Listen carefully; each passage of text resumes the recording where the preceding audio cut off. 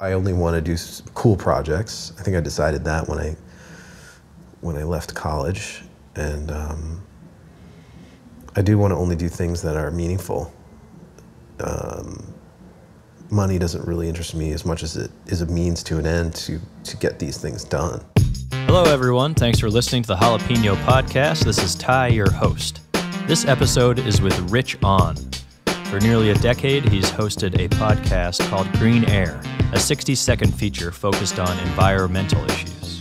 A closer look at 3 decades of coastal ocean temperatures gives new 3% in the next 3 years, but the recycling of wine bottles. A recent discovery off the far end of Alaska's shoreline has scientists shaking their heads. I'm Rich On, and this is your Green Air Minute. Every week I submit two 60-second pieces to CBS News desk, and I have thousands of these things right now. I mean, I've been doing it since 2008. You know, writing and voicing radio stuff has just been something that I know I can do. You know, I can fall back on it, I feel like, in some way, creatively. So I get to scratch that itch once a week by doing that. Not just a seasoned podcast host, though. Rich is also a kombucha maker, owner of Mombucha Kombucha, the mother of all kombuchas. Kombucha, in case you don't know, is a drink created by fermenting sweet tea along with a culture of bacteria and yeast. Touted for its health benefits, kombucha is filled with probiotics, antimicrobials, supporting an active system of bacteria that live inside you. These things are good for your body, particularly your digestive system, your gut. Rich gets into all this and more up ahead, including the fact that he uses his space for a lot of other things, including ambient dance/dream parties, sleepover parties, dinner parties, film screenings, and more. Anyway, I hope you enjoy Rich On. So it really was just like a hobby, which I started in 2005, which my mom started back when we were kids. So it was like in my house growing up, migrated to my apartment in Greenpoint, and started brewing it for myself and my girlfriend, and kind of started getting into it as a hobby, and then later becoming like sort of obsessed with it, and then actually obsessed with it. But, you know, I was teaching friends how to do it, brewing it for friends, realizing like they're not going to brew it themselves, or the people who I taught how to brew themselves just gave up after a while and just wanted me to make it for them because I was like loving it. Well, I mean, it's delicious, I think. Some people say fucking delicious. I mean, I don't know. I can't really tell you to drink it or make you drink it. Not your mom. Though your mom, if she were my mom, would be telling you to drink it. And that's kind of how I got into it. Rich and I caught up at his one-story, 1,000-square-foot garage, a place he calls Magick City in Greenpoint, where he operates a shared kitchen space, a place where he makes his kombucha, and where fellow food entrepreneurs test and build on their own recipes. Very well-lit kitchen, kombucha going, a couple of prep tables, wire shelving all along the walls, every type of utensil, cooking pieces of equipment that you can imagine. A goat mask. Yep, that's our satanic goat mask, you know, whatever you need that all for. The stuff you need. Kegs, bottles for brewing, a bottle drying rack that we had made out of scrap metal, just everything. Commercial dishwasher. Smells good. Collection of coolers. 2 popsicle makers. We've got a RoboPop, which looks like a Zamboni, and same company, Finimac, smaller version. 3-compartment fridge, and our 40-gallon kettle, which is the real workhorse for brewing the kombucha. And then this is the fermentorium, which is the real magic of Magick City, I would say. You can sort of see for what's going on. So each batch ferments. So good, each batch ferments in a 4-quart Pyrex bowl, and we got a couple hundred of those going at any given time. It doesn't come without a lot of work and a lot of failure and like a lot of crushing disappointments. I can't even tell you how many times I've like come in and something just insane was going on. Like, ant infestations, equipment just exploding, like glass and kombucha just everywhere, you know. I mean, what a mess. The whole like weird thing about kombucha is that it's a fermentation process that's, number one, it's open air. It's called aerobic fermentation. And number two, it's called backslotting, which is where you add a little piece of the culture from the previous batch into the new batch. So back up, if you don't mind. Sure. And start from someone who knows nothing about kombucha. Okay. Step one. Well, I'll just start from where I was when I knew nothing about it and I first tried it and I thought it tasted disgusting. You know, pretty simple instructions. Essentially, you're making sugary tea. You're combining sugar and water and then steeping tea in it. And you end up with just a super, almost undrinkably sugary tea. And then you're backslotting a culture. So what the culture is it looks kind of like a chicken cutlet or something like that, or like a little squid, or like just like this little, I don't know, disgusting biomass, but it's alive for sure. But it's a colony of bacteria and yeast, and they have grown, however, and it's an ancient thing. This culture has been cultivated by humans for eons.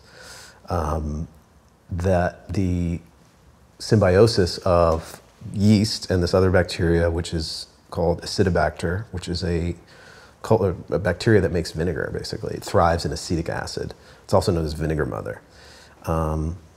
And these two somehow figured out how to live together, combine together, bind together, and do their thing together, which is eat sugar. And so when they're eating the sugar from the tea, they're releasing a whole bunch of other stuff. B vitamin complex, a whole grouping of acids, some other kind of like, you know, stuff that's used like as an antidepressant, you know, all the antioxidants and all the flavonols that are in tea pass through fermentation, and they're not accentuated in any way, but you know, sometimes if there's caffeine in the tea, it'll like speed that stuff through your system. So, you know, these were all the sort of accidental health benefits from what kombucha is. When my mom first started brewing it, she was just forcing it on us every day, and we were rejecting it. It was really hard for us kids who were used to drinking sodas and juices all the time. And then I guess I'd been taking it every morning for like 10 years, and I realized like, you know, I hadn't gotten sick in 10 years, and it wasn't because I was healthy. I mean, here I am in my late teens, going into my early 20s, discovering the rave scene, you know, discovering psychedelics and whatnot, and staying up all night, and definitely wasn't healthy, but I wasn't getting sick. And I'm like, what the hell's going on? And I kind of attributed my health to this stuff, and that's what kind of kept me into it, and that's what I think really turned my whole life into it, was that realizing, wow, this stuff is keeping me from getting sick. And to this day, like, I haven't really fallen ill, you know. I've never really taken a sick day in 25 years or something like that. I mean, it's insane. I long for a sick day. I wish I could take a sick day. And that's all. The research attributes that to, you mentioned antioxidants. And chiefly, it's an antimicrobial. So when you're drinking kombucha, it is preventing other pathogens from rooting in your biome or your microbiota, which is the way to describe your sort of second, it's just like your second brain, you know, your digestive system, basically. So your body's a warehouse of all these miniature organisms. Well, the microbiota is sort of it is a system of bacteria that is on you and it's in you, and in itself has its own coded DNA. I mean, we're talking about meta DNA, and we're talking about sort of a system that is within a system, and it's extremely complex, but can be simplified in that, you know, the good crowds out the bad, basically. And they find that if you're giving yourself good probiotics, which is what kombucha is considered, it will become the foundation upon which this proliferation of these good colonies can grow, and that other bacteria within your microbiota, which isn't really introduced or, anything, it's just in there working, it allows it to thrive. Gotcha. So, I wanted to ask you about probiotic, and you said antimicrobial. Mm-hmm. Can you just explain what those, high level, what those words mean? Yeah, I mean, probiotic is just another word that means in favor of life. And I think it's become a kind of a marketing term mostly. But probiotics are active bacteria that are beneficial to your body. And they're found in all kinds of stuff, mostly fermented foods. The act of fermentation, the art of fermentation, is the actual proliferation of this bacteria in food, in controlled environments. And usually involving the addition of sugar or sometimes you're just using something that already has natural sugars in it. So, if you're making wine, the grapes have a bunch of natural sugars in them. Yeah. The rinds have a bunch of natural yeasts on them, wild yeasts on them.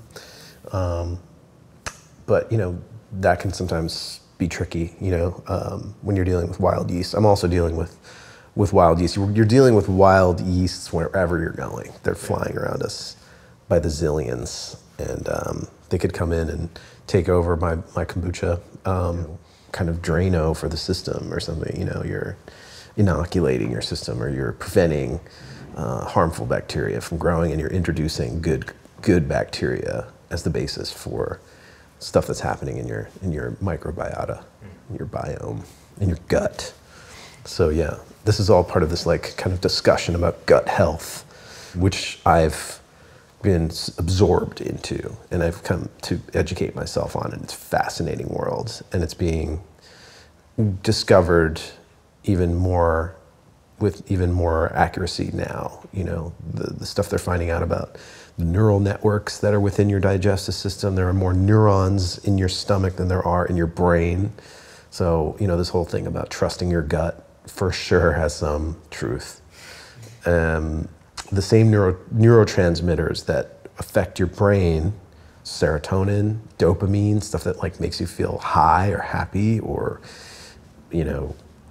however, or lack thereof in the opposite direction, is produced in your gut. But it's also those neurotoxins or those neurotransmitters are being used for different things in your digestion. It helps to regulate digestion. It helps to facilitate digestion, serotonin and dopamine and stuff like that. It's almost like this is your desktop and this is your phone. It's like you've got, these major system things happening, and then you've got this brain that's helping you to quick, throw a few emojis at the end of your text or something like that, And it kind of, the light bulb went off when I was like, oh, this stuff is good for me. It's not just good for me, it's top line health regimen for me. After being enthralled with the process and inspired by the health benefits he'd experienced from drinking kombucha consistently, Rich decided to take his business to the next level. Out of his mom's house, out of his apartment, and into Magick City, his creative garage in Greenpoint.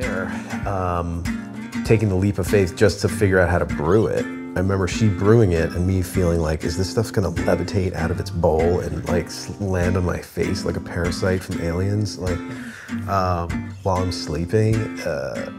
When I show you what this thing looks like, you'll see what I'm talking about. I mean, it looks like it could kill you. But in fact, it's the only thing that's been not killing me. So, but yeah, I mean, I took it with me.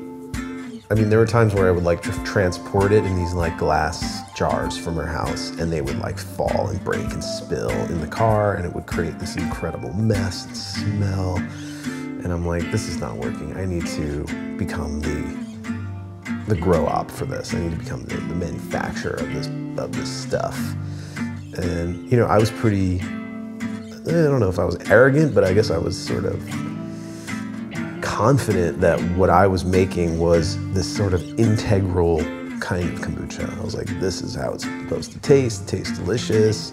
People are averse to it because they're trying the store-bought stuff, which is a vinegar soda. Try this, we're making it super hippie style with, organic sugar or maple syrup or whatever.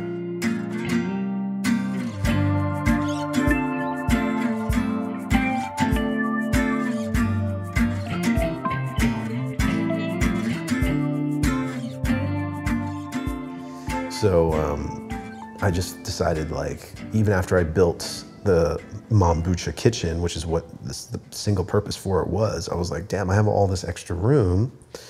Why the hell not open it up to some other folks? And sure enough, there were 3 people right away who were just like, yep, we'll do it. And like the day that I moved in, they were moving in with me.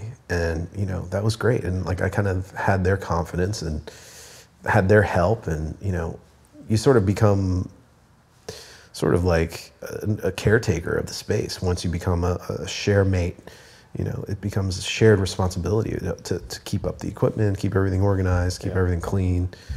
And I love that, you know. It's, I always envisioned the space as being a community center, you know, and having this kind of communal vibe.